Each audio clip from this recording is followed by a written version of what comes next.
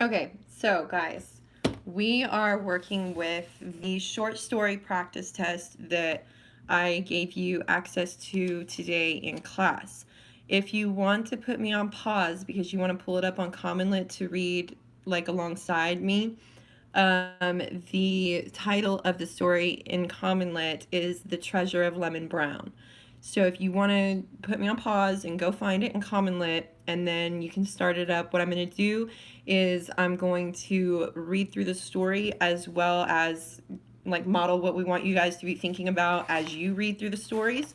So like I said in class, this is going to take a little bit longer than the 8-minute video that I did the other night, but hopefully you get a lot out of it. So here we go. The Treasure of Lemon Brown.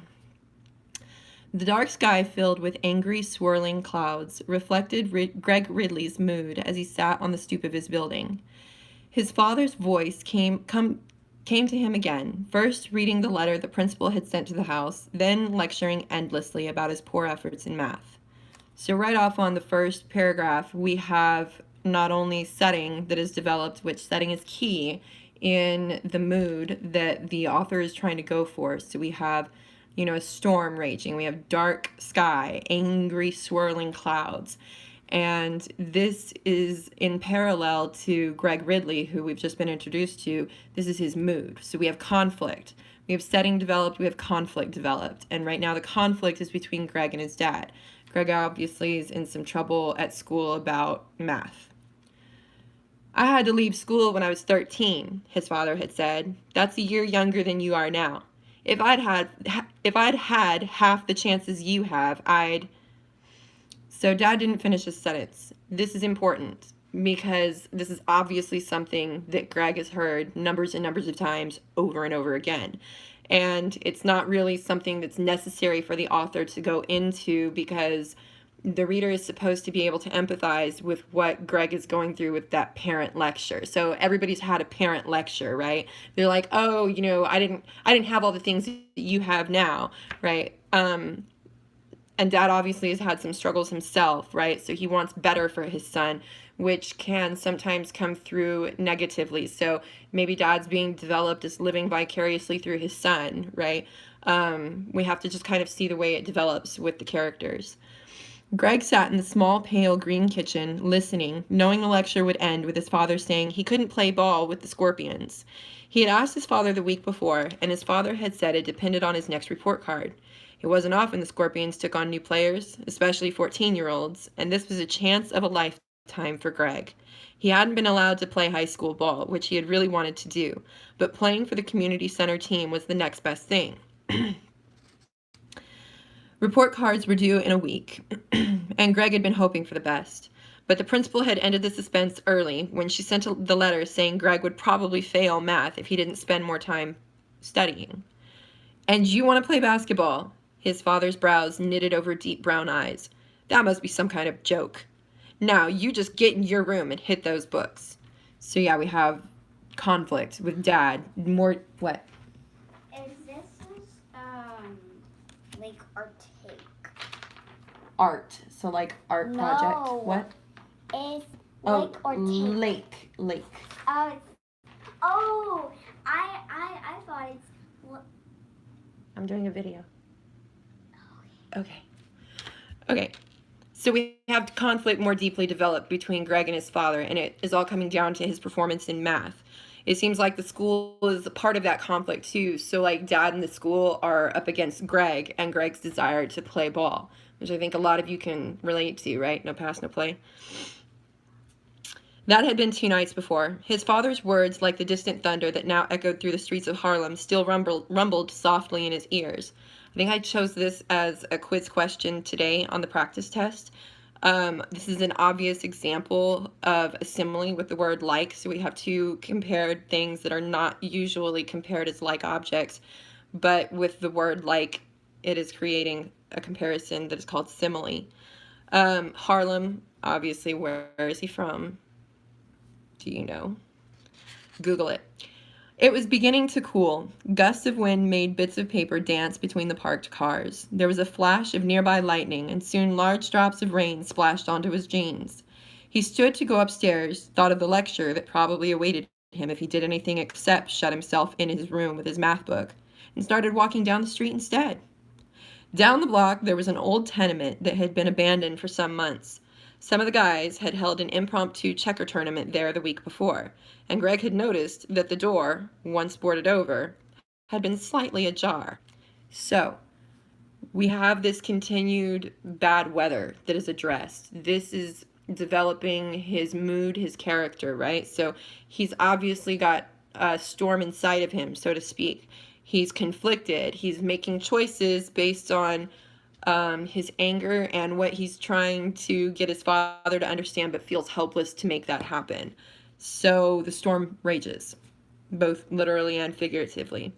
We have mystery created, right? We have sort of like intrigue created when we have this abandoned tenement. So like this building, this abandoned building that the door is slightly ajar, right? So it's mystery. It's a tantalizing sort of detail that a teenage character might very well be tempted to explore. Pulling his collar up as high as he could, he checked for traffic and made a dash across the street. He reached the house just as another flash of lightning changed the night to day for an instant, then returned the graffiti-scarred building to the grim shadows. He vaulted over the outer stairs and pushed tentatively on the door. It was open, and he let himself in. So lots of imagery about dark, scary, dangerous sort of place, right? He's acting outside of what his normal comfort zone may be. He obviously doesn't spend a whole lot of time here. So he's taking a risk, and that's what the author is trying to develop.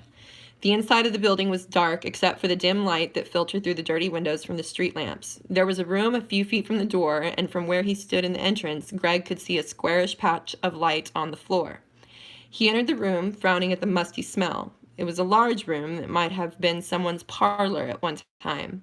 Squinting, Greg could see an old table on its side against one wall, what looked like a pile of rags or a torn mattress in the corner, and a couch with one side broken in front of the window. So we have remnants of life and apparently family, right? So a parlor is like a family room. A room to receive guests is what the literal definition is, but you might imagine people socializing there, and that is now gone. He went to the couch. The side that wasn't broken was comfortable enough, though a little creaky. From the spot, he could see the blinking neon sign over the bodega on the corner. He sat a while, watching the sign blink first green, then red, allowing his mind to drift to the scorpions, then to his father. His father had been a postal worker for all Greg's life and was proud of it, often telling Greg how hard he had worked to pass the test. Greg had heard the story too many times to be interested now.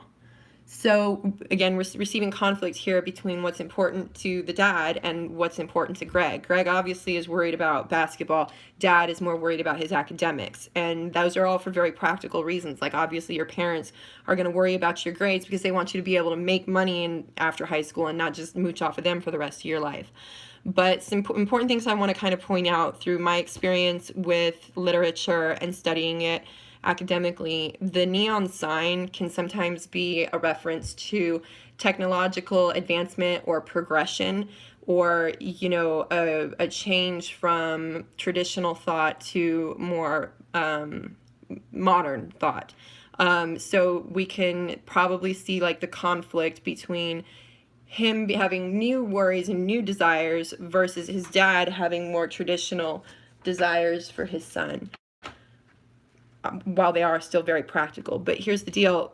Green then red, that also tells me, like stoplights, it's stop and go, green, go, red, no. The fact that it's flipping back and forth between the two colors tells me that this is another visual illustration of the conflict between Greg and his dad. So stop, go, nope, don't have permission, can't go. I hope that makes sense. But the green versus the red, that for us, that very typically means stop or go. And even in school, we have that stoplight for technology, right? So some of your teachers will have the red light when they don't want you to use your phones at all, right? So the red light here is Greg's dad saying, no, you can't do what you want to do. And the green light is him fighting inside himself and literally with his father to try to get to be able to do what he wants to do. The fact that his dad was a postal worker for all of Greg's life, and he was proud, and he was like, man, I worked so hard to pass the test. School and academics were obviously an issue for Dad, because he said, I think at the beginning, that he had to quit school at 13. He said, I had to leave school when I was 13, and Greg's now 14, and Greg's still in school. So Dad values academic achievement, and he values his position as a postman, because it wasn't just that anybody could do it. He had to work for it. It took some qualification for him to be able to do that. It obviously doesn't mean anything to Greg. He's like, man, I've heard this before. I don't really need to hear this again, right? Okay, so he's ruminating on all of this, and so he's back to the moment inside this dreary, abandoned, supposedly, building. He says, for a moment, Greg thought he heard something that sounded like a scraping against the wall. Suspense alert. He listened carefully, but it was gone.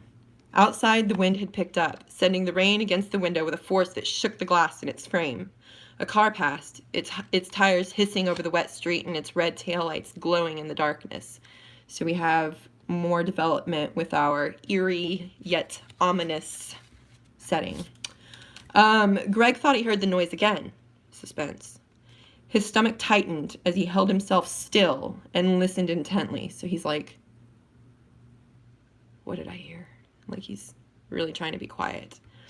There weren't any more scraping noises, but he was sure he had heard something in the darkness. Something breathing. Suspense. He tried to figure out just where the breathing was coming from. He knew it was in the room with him. Slowly, he stood, tensing. As he turned, a flash of lightning lit up the room, frightening him with its sudden brilliance. He saw nothing, just the overturned table, the pile of rags, and an old newspaper on the floor. Could he have been imagining the sounds? He continued listening, but heard nothing and thought that it might have been just rats. Still, he thought, as soon as the rain let up, he would leave. He went to the window and was about to look when he heard a voice behind him. Don't try nothing, 'cause I got a razor sharp enough to cut a week into 9 days. Figurative language alert. Greg, except for an involuntary tremor in his knees, stood stock still. The voice was high and brittle, like dry twigs being broken, surely not one he had ever heard before. There was a shuffling sound as the person who had been speaking moved a step closer. Greg turned, holding his breath, his eyes straining to see in the dark room. So we have this mystery person, and the imagery I think is important here. But first of all, there was... Where did it go? Oh, so the weather. The weather is leaving him trapped, literally, inside this old abandoned building. It's leaving him isolated, which I think is a connection to how he feels with his father. There might be people around him, but he feels alone in his struggle to try to play basketball and keep his grades up. Okay, so the upper part of the figure before him was still in darkness. The lower half was in the dim rectangle of light that fell unevenly from the window. There were 2 feet in cracked, dirty shoes from which rose legs that were wrapped in rags. Almost like a mummy sort of visual, right? Like legs wrapped in rags. Here's the deal. This figure is sparingly supplied, like the reader is sparingly supplied information about this figure. It's meant to build suspense, a sense of danger. Like, what the heck are you doing, kid? Why are you sitting there still? Run, right? But Greg has courage enough to say, who are you? Greg hardly recognized his own voice. I'm Lemon Brown, came the answer. Who are you? Greg Ridley. What are you doing here? The figure shuffled forward again, and Greg took a small step backward. It's raining, Greg said. I can see that, the figure said. Clearly there's miscommunication here. The figure doesn't really understand what he's doing there. He's like, yeah, you're stating the obvious. It's raining. So what? What are you doing here? The person who called himself Lemon Brown peered forward, and Greg could see him clearly. He was an old man. His black, heavily wrinkled face was surrounded by a halo of crinkly white hair and whiskers that seemed to separate his head from the layers of dirty coats piled on his smallish frame. His pants were bagged to the knee, where they were met with rags that went down to the old shoes. The rags were held on with strings, and there was a rope around his middle. Greg relaxed. He had seen the man before, picking through the trash on the corner and pulling clothes out of a Salvation Army box. There was no sign of a razor that could cut a weekend in 9 days. I want you to notice something important about the imagery used to describe this person that he's meeting, so Lemon Brown, versus his father. So we have two male figures that have been presented at this point. One of them, we have not so much a physical description, but we have an image in our head of him wearing a uniform at the very least, because he's a postman, right? So he at least wears a uniform to work, which draws a direct parallel to Lemon Brown. So they're kind of each other's foil, like characters that exist opposite each other, either in physicality or goals or personality. And Lemon Brown is his father's foil. So what we're meant to get from this is that this is a man who clearly didn't have as much education as even 13 years old. Or maybe he did, but he didn't have the same opportunities that his dad did to go ahead and pursue his dreams of at least being a postman, right? Maybe that wasn't the end game, but that was the reality after he worked for what he could get. "What are you doing here?" Greg asked. "This is where I'm staying," Lemon Brown said. "What you here for?" "Told you it was raining out," Greg said, leaning against the back of the old couch until he felt it give slightly. "Ain't you got no home?" "I got a home," Greg answered. "You ain't one of them bad boys looking for my treasure, is you?" Lemon Brown cocked his head to one side and squinted one eye. "Because I told you I got me a razor." So a bit of intrigue here. Treasure? What treasure?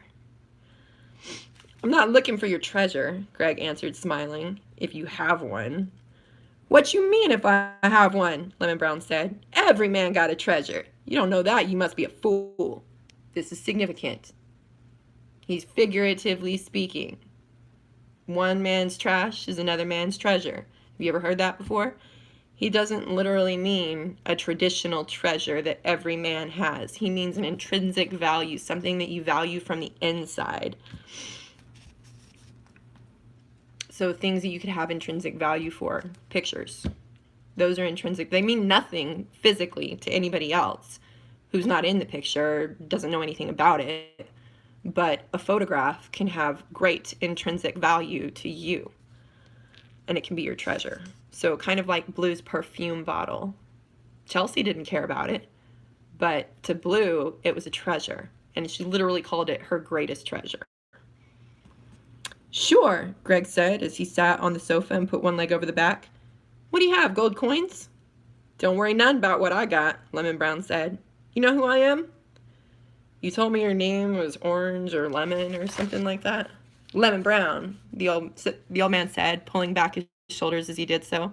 "They used to call me Sweet Lemon Brown." "Sweet Lemon?" Greg asked.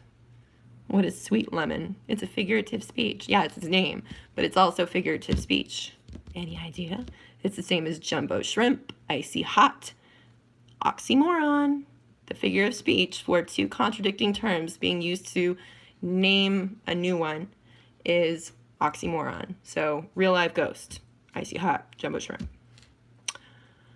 "Yes, sir, Sweet Lemon Brown. They used to say I sung the blues so sweet that if I sang at a funeral, the dead would commence to rockin' with the beat. Used to travel all over Mississippi and as far as Monroe, Louisiana, and east on over to Macon, Georgia." Macon? Macon? Macon? "You mean you ain't never heard of Sweet Lemon Brown?" "Afraid not," Greg said. "What happened to you?"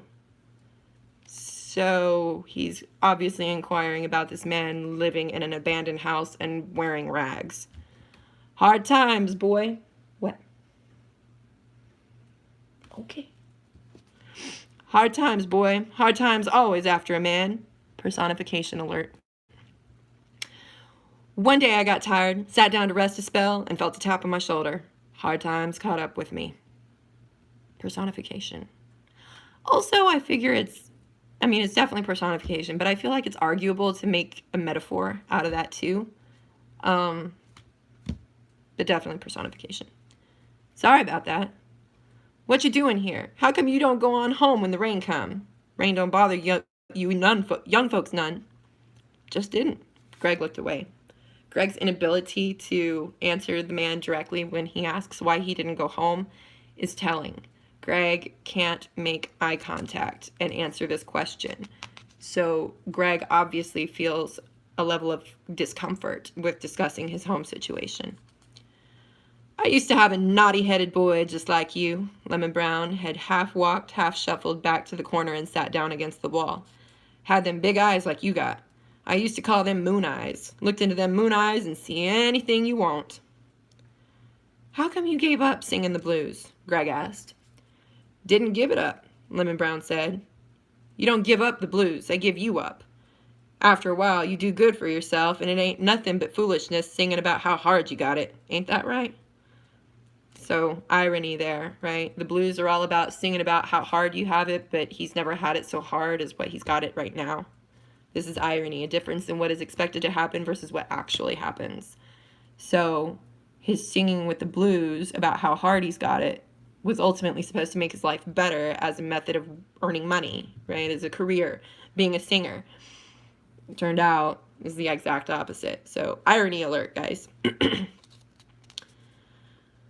I guess so. What's that noise? Lemon Brown asked, suddenly sitting upright. Greg listened, and he heard a noise outside. He looked at Lemon Brown and saw the old man pointing toward the window. Greg went to the window and saw 3 men, neighborhood thugs, on the stoop. One was carrying a length of pipe. Danger alert. Who carries around pipe except to do wrong with it, right? Greg looked back toward Lemon Brown, who moved quietly across the room to the window. The old man looked out, then beckoned frantically for Greg to follow him. So beckoning frantically is like, come here, like, hurry up. For a moment, Greg couldn't move. Why? Because he's scared. Then he found himself following Lemon Brown into the hallway and up the darkened stairs. Greg followed as closely as he could. They reached the top of the stairs, and Greg felt Lemon Brown's hand, first lying on his shoulder, then probing down his arm until he took Greg's hand into his own as they crouched in the darkness. Lemon is obviously feeling an obligation to not comfort Greg, but show protectiveness over Greg. He's holding Greg's hand, but it's not weird. He's trying to be protective, which is a show of support that he seems to not have gotten from his father yet. Probably part of the reason why they conflict so much is that they don't quite know how to help each other get what they need from each other. So, Greg's dad wants him to be better at math, and Greg wants to play ball. So there's obviously a disconnect that's not happening. That is happening. They's bad men, Lemon Brown whispered. His breath was warm against Greg's skin. Hey, Ragman! By the way, rag time? Like rag? I think that's a reference to blues. A voice called, We know you in here. What you got up under them rags? Oh, also a reference to him being homeless. Duh. You got any money? Silence. We don't want to have to come in and hurt you, old man, but we don't mind if we have to. Lemon Brown squeezed Greg's hand in his own hard, gnarled fist. There was a banging downstairs and a light as the men entered. They banged around noisily, calling for the ragman. We heard you talking about your treasure. The voice was slurred. We just want to see it, that's all. So there are a couple of things here that are happening. First of all, they're looking for a literal treasure, which means that these men haven't found their treasure yet. Or maybe they're just bad people that want to see the world burn, right? Maybe all of their motivation here is just coming from wanting to hurt other people. The voice being slurred.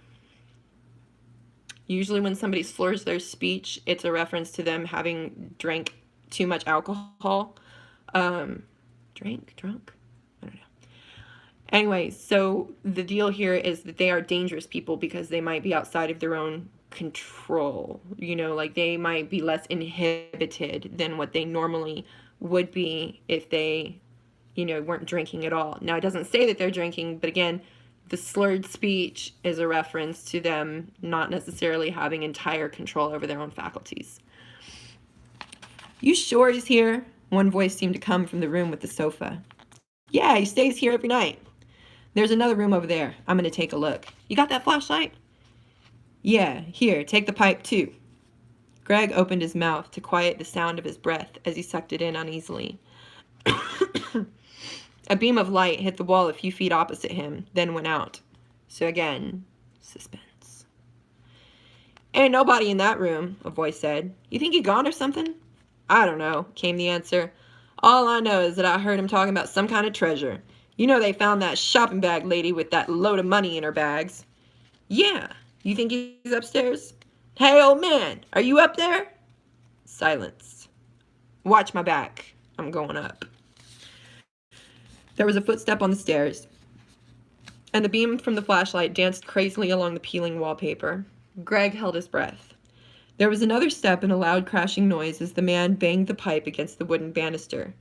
So, in addition to the storm raging outside, we have this... Hold on, guys. I'm about to lose my phone charge. Hold everything. It's going to be totally fine.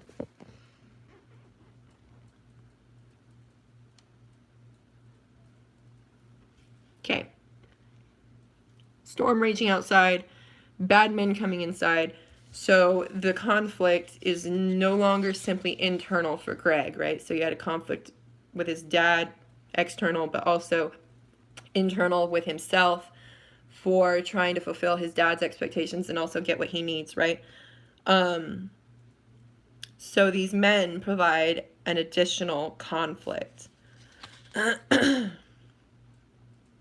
There was a footstep on the stairs. Ooh. And the beam from the flashlight danced crazily along the peeling wallpaper. Greg held his breath. There was another step and a loud crashing noise as the man banged the pipe against the wooden banister.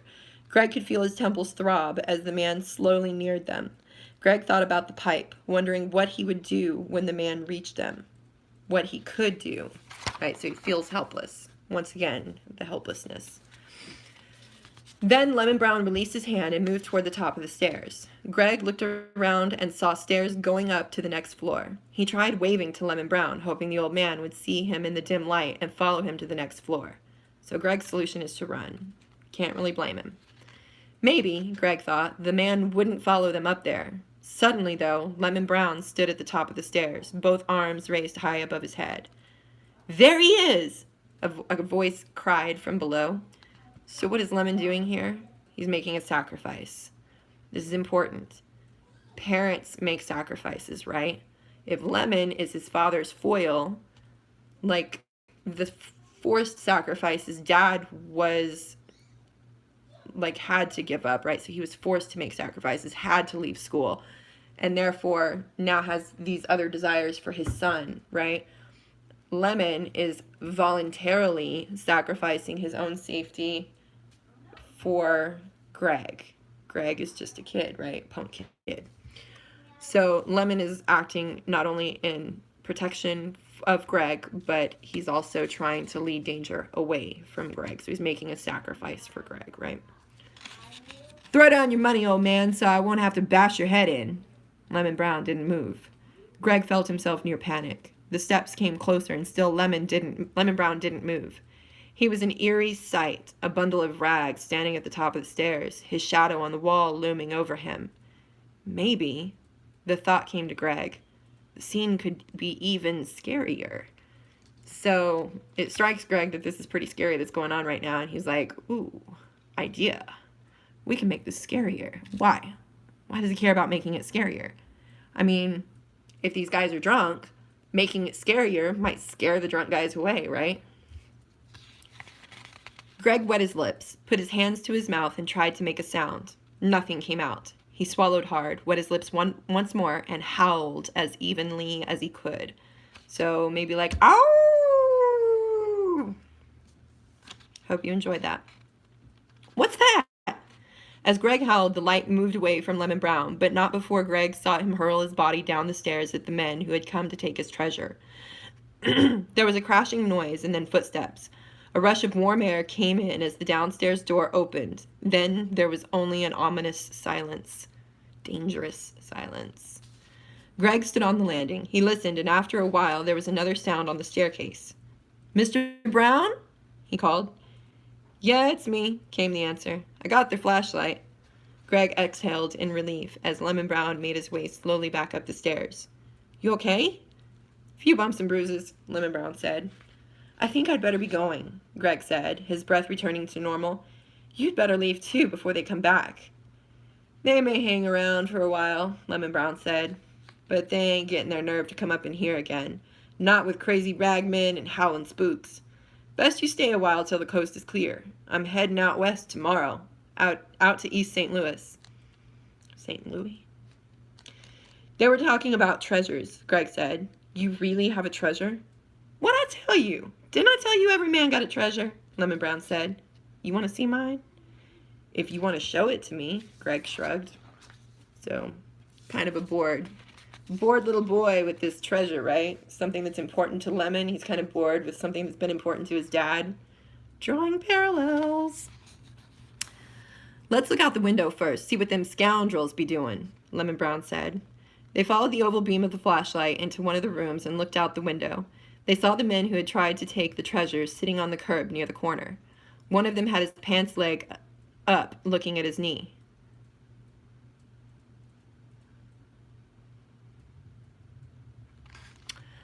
You sure you're not hurt? Greg asked Lemon Brown. He asks this of Lemon again because the other dudes are hurt. So he wants to make sure that Lemon is not also hurt. Nothing that ain't been hurt before, Lemon Brown said. When you get as old as me, all you say when something hurts is, "Howdy, Mr. Payne, sees you back again." Then when Mr. Payne says, see, he can't worry you none, he go on and mess with somebody else. Personification. Payne. Mr. Payne. So, what's the point here, right? The man has learned how to deal with physical pain, and therefore physical suffering in the name of Greg's safety wasn't that big of a deal to him. So, in a way, getting older and having hardship be a way of life for him has made him less afraid of personal sacrifice. That's the way I see it. Greg smiled. Here, you hold this. Lemon Brown gave Greg the flashlight. He sat on the floor near Greg and carefully untied the strings that held the rags on his right leg. When he took the rags away, Greg saw a piece of plastic. The old man carefully took off the plastic and unfolded it. He revealed some yellowed newspaper clippings and a battered harmonica. A harmonica is a musical instrument. There it be, he said, nodding his head. There it be. Greg looked at the old man, saw the distant look in his eye, then turned to the clippings. Distant look. He's remembering something. So the clippings are like newspaper clippings, like articles that he's cut out of the newspaper to save. They told of Sweet Lemon Brown, a blues singer and harmonica player who was appearing at different theaters in the South. One of the clippings said he had been the hit of the show, although not the headliner. All of the clippings were reviews of shows Lemon Brown had been in more than 50 years ago. Greg looked at the harmonica. It was dented badly on one side, with the reed holes on one end nearly closed. So it's obviously had a lot of use. Or maybe it's just as damaged as what the old man is, right? Mr. Payne, after all. I used to travel around and make money to feed my wife and Jesse. That's my boy's name. Used to feed him good, too. Then his mama died, and he stayed with his mama's sister. He growed up to be a man, and when the war come, he saw fit to go off and fight in it. I didn't have nothing to give him except these things that told him who I was and what he come from. If you know your pappy did something, you know you can do something too. Do we see the connection here? Let me help you. What?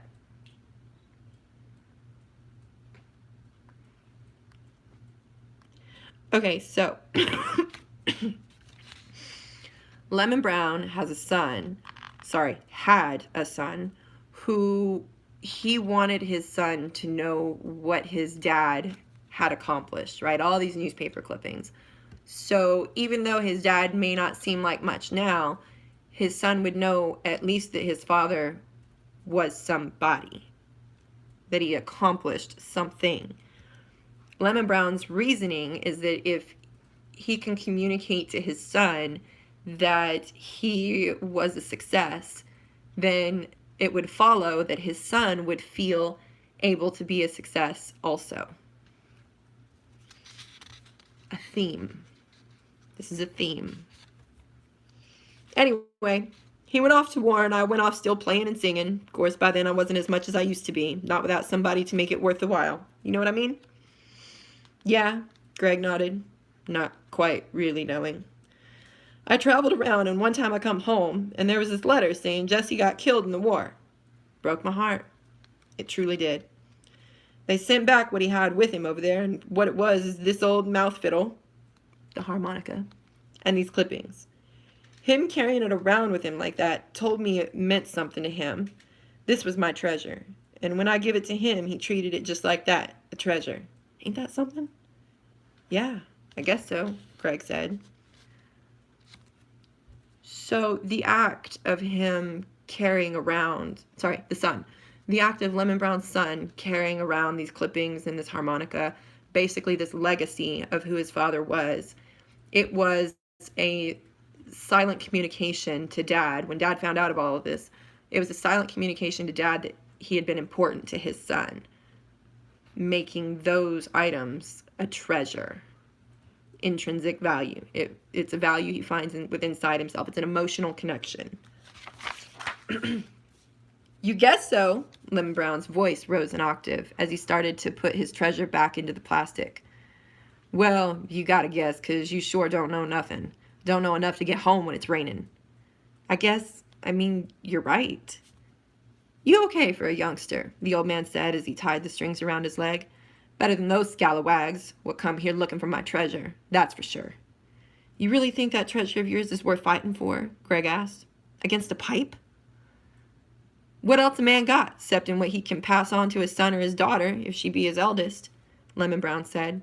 For a big-headed boy, you sure do ask the foolishest questions. Foolishest. I like Lemon.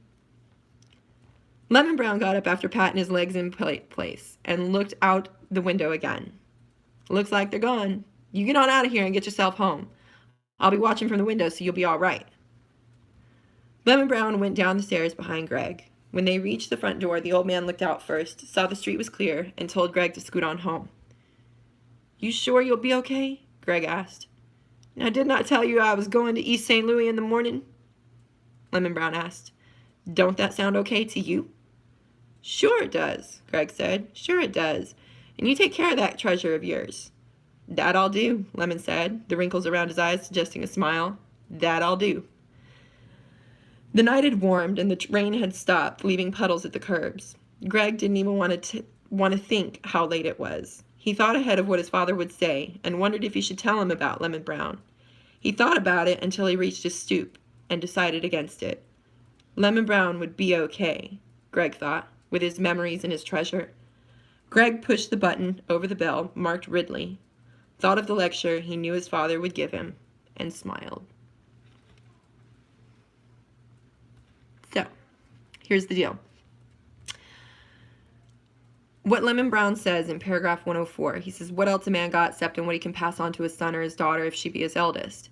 For a big-headed boy, you do ask the foolishest questions. So, he's making a reference to a man has nothing if he doesn't have a legacy, which is part of Greg understanding where his father is coming from. Greg wants to... Inside Greg, he does have a desire to understand his dad because right now they don't understand each other. He doesn't understand why his dad is finding things so important like math in order to play basketball. Because of his interaction with Lemon Brown, he's able to more fully understand where his dad is coming from. So like the sacrifices that he makes, right? What's important to Lemon Brown when Lemon Brown has nothing. What was important to him is that he was important to his child, that his child found value in his own legacy. Notice by the end of the story, the storm has stopped. This is important. It's not an accident. The storm itself went away by that time. Greg has now come to an understanding about his father's purpose, which was a big part of the miscommunication and a big part of the conflict between him and his dad. They both had different priorities, and Greg wasn't understanding why Dad would have the priorities he did. You know, why is math so important? when we get to the bottom here, so the night had warmed, the rain had stopped, right? It's definitely late at night, but when he thinks about what Dad is going to say when he finally gets home, it doesn't bother him like it did before. So before in the story, in the very beginning, he was running away from it, right? He didn't want to know what Dad was saying. He wasn't open to what Dad's concerns were for him. He wasn't open to Dad's legacy, right? He was like, I've heard all this before. I don't really want to know about this. I don't really care. This means nothing to me. It's neither relevant nor is it attractive to me to hear all of this stuff, right? Who cares? So what it all comes down to is that Greg has found peace with knowing that his dad has a purpose, and he understands that purpose through Lemon Brown, who is the foil of his father, which is kind of unusual to have two side characters be each other's foil, in my opinion. Normally you've got like your main character that's a foil to somebody else. Maybe we can argue that the hooligans, the scalawags, the bad men, the young bad men who were looking for Lemon Brown's treasure, maybe they were Greg's foil. They just didn't understand the intrinsic value of a man's legacy. They didn't understand it could be intangible, or that it could be something as small as newspaper clippings and a harmonica, that it would have such great value. So maybe they're Greg's foil, right? But definitely Lemon Brown and Greg's dad are each other's foil. So setting played a huge role, especially with the weather, played a huge role in developing the fact that Greg had conflict within himself, right? And so by the time the story ended, now the conflict is resolved, and we no longer have he no longer has a need to stay away from home. Before, he was running from that conflict.